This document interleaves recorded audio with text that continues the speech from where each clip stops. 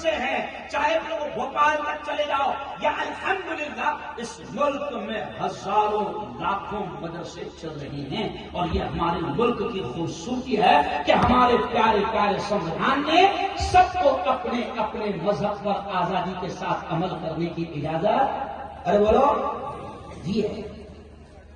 ہندوستان میں مدرسے چل رہے ہیں اور الحمدللہ پورے پاور کے ساتھ چل رہے ہیں، پوری طاقت کے ساتھ چل رہے ہیں۔ سیکا والوں، موتی پورا والوں، سمجھ لو اس بات کو کہ ان مدرسوں سے آپ کے ہمارے بچوں کو دین سکھایا جائے، ان کے ایمان کی حفاظت کی جاتی ہے، ان کے اسلام کی حفاظت کی جاتی ہے۔ کیوں؟ اس لیے کہ اس وقت آپ اور ہم دیکھ رہے ہیں کہ چاروں طرف آپ دیکھو کہ شیطان نے اپنا جال بچھا دیا ہے۔ یہ ہمارے پولیس کے دوست یہاں پر موجود ہے، پولیس کے اعلیٰ ادھیکاری یہاں پر موجود ہے، یہ جانتے ہیں کہ کس طریقے سے مارکیٹ میں شیطان نے اپنا جال بچھا دیا ہے اور کس طریقے سے ہماری نسلیں تباہ و برباد ہو رہی ہے۔ ایسے وقت میں موتی پورا والوں، ایسے وقت میں جبکہ سب سے بڑا دجالی فتنہ موبائل کا نسلوں کے ہاتھ میں آ چکا ہے، ٹی وی کی شکل میں، فلموں کی شکل میں، انٹرنیٹ کی شکل میں نسلیں تباہ ہو رہی ہے، ایسے وقت میں میرے یارو میں بات اللہ نے ذہن میں ڈال دیا تو یہ بھی کہہ رہا ہوں کہ ایسے وقت میں یہ ہزاروں لاکھوں مدارس ہندوستان بھر میں ہماری نسلوں کے ایمان اور اسلام کی حفاظت کا کام کر رہے ہیں۔ کیا مولانا ابھی صاحب، ان مدارس کا سیکا والوں احسان ہے ہم پر، موتی پورا والوں آپ کو لگتا ہوگا یہ خدیجہ نے بنا چلانا مدرسہ ہے، 200 بیٹیاں 250 بیٹیاں چلایا ہوں۔ آپ کو لگتا ہوگا احیاء العلوم ایک اپنے علاقے کا مدرسہ ہے، چھوٹا سا مدرسہ ہے، نہیں۔ احیاء العلوم کے بارے میں نے مغرب بات بھی یہ کہا، جیسے مجھے معلوم ہے کہ اس علاقے کا سب سے قدیم اور تاریخی علاقہ ہے، تو میں یہ کہتا ہوں کہ احیاء العلوم کا اس علاقے پر احسان۔ یہ خدیجہ نے بنا جو آپ کی اور ہماری بیٹیوں کو دین سکھا رہا ہے، اسلام سکھا رہا ہے، قرآن کی تعلیم دے رہا ہے، احادیث سکھا رہا ہے، ہماری نسلوں کو تیار کر رہا ہے۔ یہ خدیجہ نے بنا اس مدرسے کا موتی پورا والوں، سیکا والوں، راج گڑھ والوں، مدھیہ پردیش والوں، اس مدرسے کا ہم پر، ہماری نسلوں پر احسان ہے۔ ورنہ کیا ہو رہا ہے؟ ہم دیکھ رہے ہیں کہ حالات کیسے بن گئے ہیں۔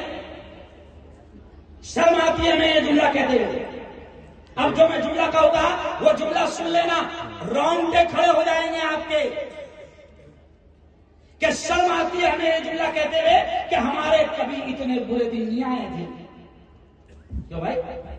ایمان والوں کے، مسلمانوں کے کبھی اتنے برے دن نہیں آئے تھے کہ ایمان والوں کے، مسلمانوں کے کبھی اتنے برے دن نہیں آئے تھے جو آج ہم دیکھ رہے ہیں کہ ہماری بیٹیاں عدالتوں میں جا کر، کورٹ میں جا کر، یہ جملے پر دھیان دینا جو میں خاص طور سے اشارہ کر رہا ہوں کہ یہ مدرسوں کی کتنی سخت ضرورت ہے اور یہ مدرسے کتنا بڑا کام کر رہے ہیں۔ مولانا عطیہ اللہ صاحب اب یہ جملہ آپ خاص طور سے سنیں کہ یہ مدرسے کتنا بڑا کام کر رہے ہیں کہ آج اتنے برے دن ہمارے آ چکے ہیں کہ ایمان والوں کی بیٹیاں، مسلمانوں کی بیٹیاں عدالتوں میں جا کر، کورٹ میں جا کر، کچہریوں میں جا کر یہ کہہ رہی ہے کہ میں اپنی مرضی سے دین، اسلام اور ایمان کو چھوڑ دوں۔